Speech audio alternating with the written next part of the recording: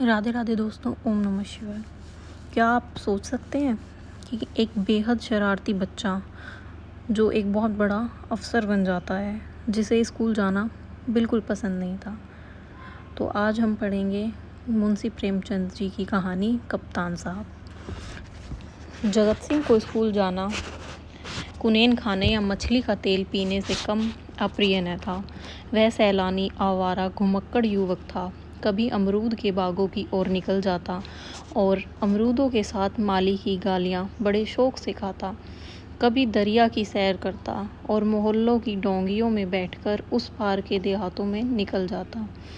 गालियाँ खाने से उसे मज़ा आता था। गालियाँ खाने का कोई अवसर वह हाथ से न जाने देता। सवार के घोड़े के पीछे ताली बजाना, एक के पीछे से पकड़कर अपनी ओर खींचना, बूढ़े की चाल की नकल करना इसके मनोरंजन के विषय थे। आलसी काम को नहीं करता, पर दुर्व्यसनों का दास होता है। दुर्व्यसन धन के बिना पूरे नहीं होते। जगत सिंह को जब अवसर मिलता, घर से रुपया उड़ा ले जाता। नगद ना मिले तो बर्तन कपड़ा उठा ले जाने में भी कोई संकोच ना होता था। घर में शीशियाँ और बोतलें थी, वह सब उसने एक एक करके गुदड़ी बाजार पहुंचा दी। पुराने दिनों की कितनी चीज़ें घर में पड़ी थी, उसके मारे एक भी ना बची। इस कला में ऐसा दक्ष और निपुण था कि उसकी चतुराई पटुता पर आश्चर्य होता था। एक बार बाहर केवल कार्निसों के सहारे अपने 2 मंजिला मकान की छत पर चढ़ गया और ऊपर से ही पीतल की एक बड़ी थाली लेकर उतर आया। घर वालों को आहट न मिली। उसके पिता ठाकुर भगत सिंह अपने कस्बे के डाकखाने के मुंशी थे। अफसरों ने उन्हें शहर का डाकखाना बड़ी दौड़ धूप करने पर दिया था, लेकिन भगत सिंह जिन इरादों से यहाँ आए थे, उनमें से एक भी पूरा नहीं हुआ। उल्टी हानि यह हुई कि देहातों में जो भाजी साग, उपले ईंधन मुफ्त मिल जाते थे, वे यहाँ सब बंद हो गए। यहाँ सबसे पुराना घेराव था, न किसी को दबा सकते थे न सत्ता सकते थे। इस दुर्व्यवस्था में जगत सिंह की हतलपीकियाँ बहुत अखरती। उन्होंने कितनी ही बार उसे बड़ी निर्दयता से पीटा। जगत सिंह भीमकाय होने पर भी चुपके से मार खा लिया करता था। अगर वह अपने पिता के हाथ पकड़ लेता तो वह हिल भी न सकते, लेकिन जगत सिंह इतना सीना जोर न था। हाँ, मार पीट, घुमड़ी धमकी किसी का भी उस पर असर ना होता था। जगत सिंह तो ही घर में कदम रखता, चारों ओर कांव कांव मच जाती। माँ दूर दूर करके दौड़ती, बहनें गालियाँ देने लगती, मानो घर में कोई सांड घुस आया हो। घर वाले उसकी सूरत से जलते थे। इन तिरस्कारों ने उसे निर्लज बना दिया था। कष्टों के ज्ञान से वह निर्द्वंद सा हो गया था। जहाँ नींद आती वहीं पड़ा रहता, जो कुछ मिल जाता वही खा लेता। जो घर वालों को उसकी चोर कला के गुप्त साधनों का ज्ञान होता जाता, वे उससे चौकन्ने होते जाते थे। यहाँ तक कि एक बार पूरे महीने भर तक उसकी दाल न गली। चरस वाले के कई रुपए उसके ऊपर चढ़ गए। गांजे वाले ने धुआंधार तगाजे करने शुरू करे। हलवाई कड़वी बातें सुनाने लगा। बेचारे जगत का बाहर निकलना मुश्किल हो गया। रात दिन ताक झांक में रहता, लेकिन घात न मिलती थी। आखिर एक दिन बिल्ली के भागों छीका छूटा। भगत सिंह दोपहर को डाकखाने से चले तो एक बीमा रजिस्ट्री जेब में डाल ली। कौन जाने कोई हरकारा या डाकिया शरारत कर जाए, लेकिन घर आए तो लिफाफे को अचकन की जेब से निकालने की सुधि न रही। जगत सिंह तो ताक लगाए हुए ही था। पैसे के लोभ में जेब टटोली तो लिफाफा मिल गया। उस पर कई आने के टिकट लगे थे। वह कई बार टिकट चुराकर आधे दामों पर बेच चुका था। चट से लिफाफा उड़ा लिया। यदि उसे मालूम होता कि उसमें नोट है तो वह कदाचित न छूता, लेकिन जब उसने लिफाफा फाड़ डाला तो उसमें से नोट निकल पड़े, तो उसे बड़े संकट का सामना करना पड़ा। वह फटा हुआ लिफाफा गला फाड़ फाड़ कर उसके दुष्कृत्य को धिक्कारने लगा। उसकी दशा उस शिकारी की सी हो गई जो चिड़िया का शिकार करने जाए और अनजाने में किसी आदमी पर निशाना मार दे। उसके मन में पश्चाताप था, लज्जा थी, दुख था, लेकिन उसमें भूल का दंड सहने की शक्ति न थी। उसने नोट लिफाफे में रख दिया और बाहर चला गया। गर्मियों के दिन थे। दोपहर को सारा घर सो रहा था, लेकिन जगत की आंखों में नींद न थी। आज उसकी बुरी तरह कुंदी होगी, इसमें संदेह न था। उसका घर पर रहना ठीक नहीं था। 10-5 दिन के लिए उसे कहीं खिसक जाना चाहिए। तब तक लोगों का क्रोध शांत हो जाता, लेकिन कहीं दूर किए बिना काम न चलेगा। बस्ती में वह कई दिन तक अज्ञातवास नहीं रह सकता। कोई जरूर ही उसका पता देगा और वह पकड़ लिया जाएगा। दूर जाने के लिए कुछ न कुछ खर्च तो पास होना ही चाहिए। क्यों ना लिफाफे में से एक नोट निकाल ले। यह तो मालूम हो ही जाएगा किसी ने लिफाफा फाड़ा है। फिर एक नोट निकाल लेने से क्या हानि। दादा के पास रुपए तो है ही, झक मार के दे देंगे। यह सोचकर उसने 10 रुपए का एक नोट उड़ा लिया, लेकिन उसी समय उसके मन में एक नई कल्पना का प्रादुर्भाव हुआ। अगर ये सब रुपए लेकर किसी दूसरे शहर में दुकान खोल ले तो बड़ा मज़ा हो। फिर एक पैसे के लिए उसे क्यों किसी की चोरी करनी पड़े। कुछ दिनों में वह बहुत सा रुपए जमा करके घर आएगा तो लोग कितने चकित हो जाएंगे। उसने लिफाफे को फिर निकाला। उसमें कुल 200 रुपए थे। 200 में दूध की दुकान खूब चल सकती है। आखिर मुरारी की दुकान में 2-4 कढ़ाओ, 2-4 पीतल के थालों के सिवा और क्या है। लेकिन कितने ठाठ से रहता है। कई रुपए को चरस उड़ा देता है। एक दाव पर 10-10 रुपए रख देता है। नफ़ा न होता तो ठाठ कहाँ से निभाता। इस आनंद कल्पना में वह इतना मग्न हुआ कि उसके मन उसके काबू से बाहर हो गया। जैसे प्रवाह में किसी के पाँव उखड़ जाए और वह लहरों में जा बहे। उसी दिन शाम को वह बम्बई चला गया। दूसरे ही दिन मुंशी भगत सिंह पर गमन का मुकदमा दायर हो गया।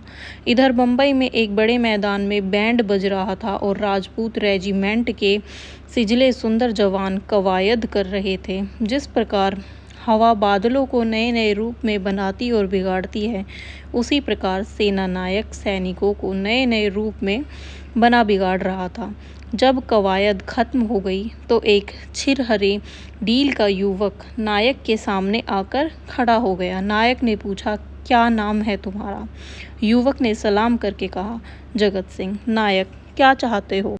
जगत सिंह, फौज में भर्ती कर लीजिए। नायक, मरने से तो नहीं डरते? जगत सिंह, बिल्कुल नहीं, राजपूत हूँ। नायक, बहुत कड़ी मेहनत करनी पड़ेगी। जगत सिंह, इसका भी डर नहीं। नायक, अदन जाना पड़ेगा। जगत सिंह, खुशी से जाऊंगा। नायक ने देखा बला का हाजिर जवाब मन चला, हिम्मत का धनी जवान है, तुरंत फौज में भर्ती कर लिया। तीसरे दिन अदन को रवाना हुआ, लेकिन जो जहाज आगे चलता था जगत का दिल पीछे रह जाता था। जब तक जमीन का किनारा नजर आता रहा वह जहाज पर बड़ा अनुरक्त नेत्रों से उसे देखता रहा।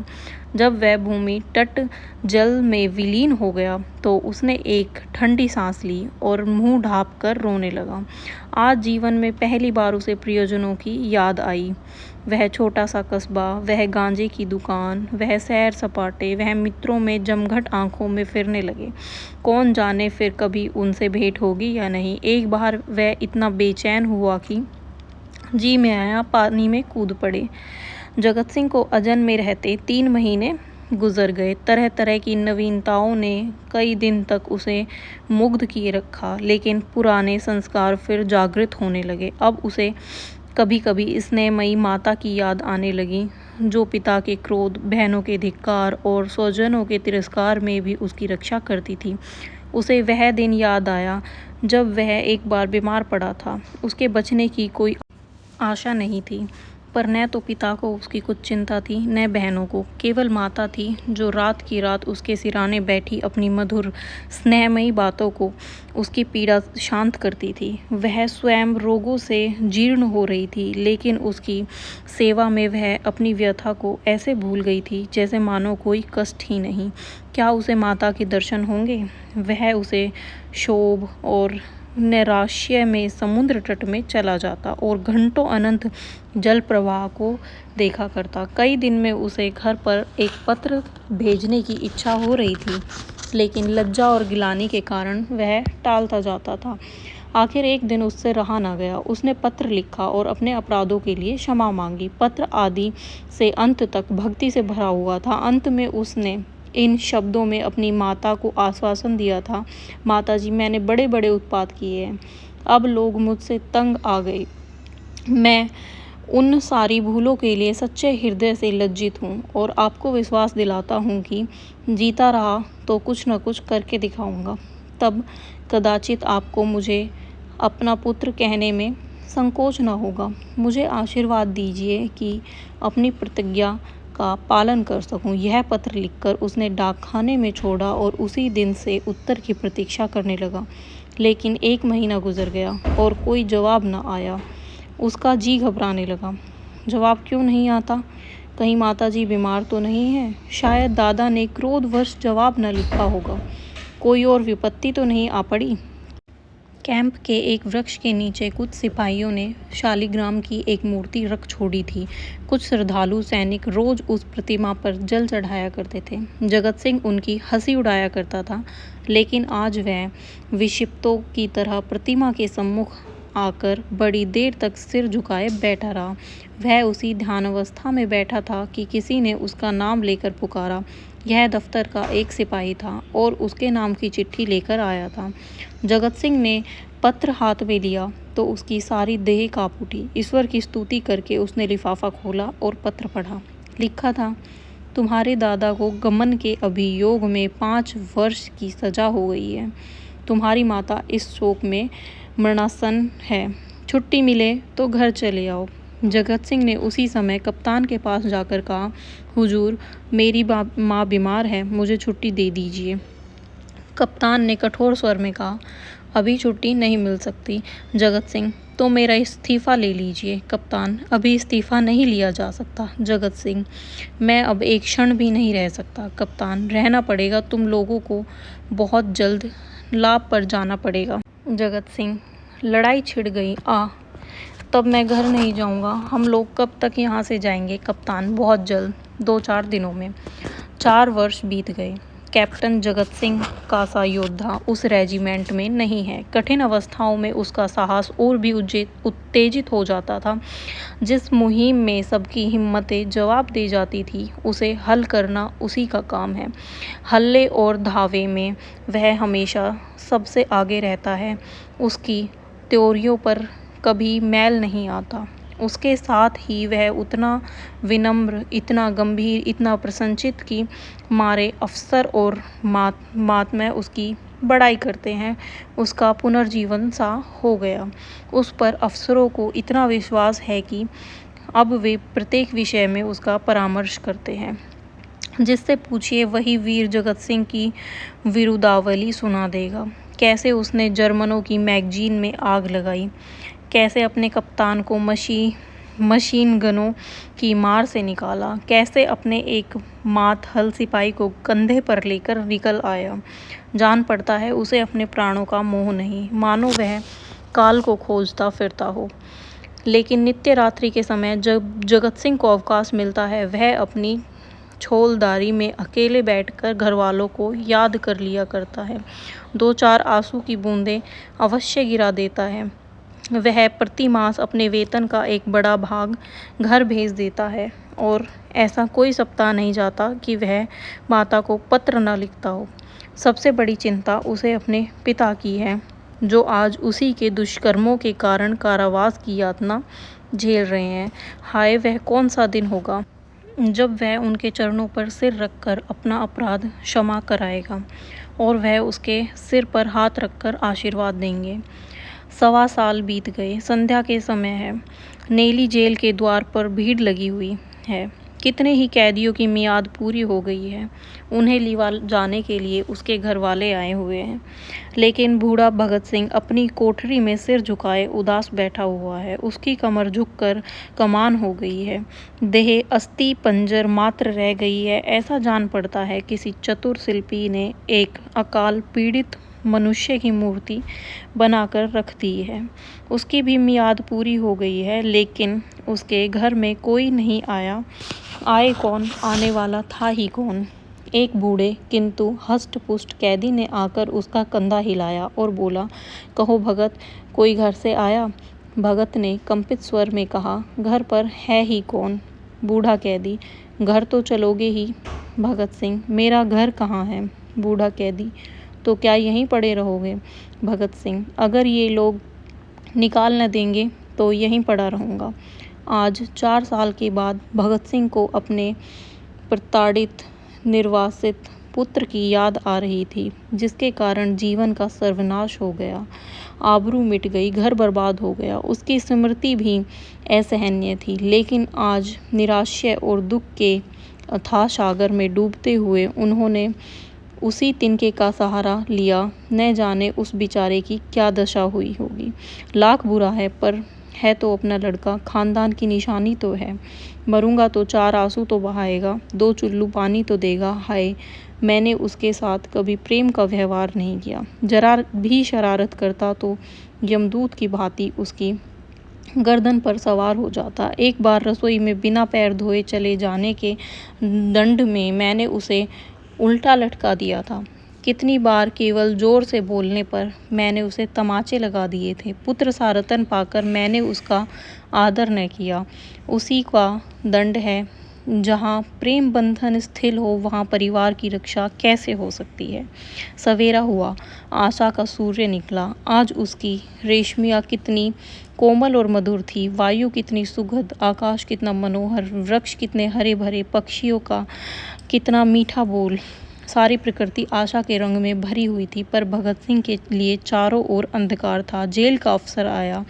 कैदी एक पंक्ति में खड़े हुए। अफसर एक एक का नाम लेकर रिहाई का परवाना देने लगा। कैदियों के चेहरे पर बहुत खुशी हुई। वे आशा से प्रफुल्लित थे।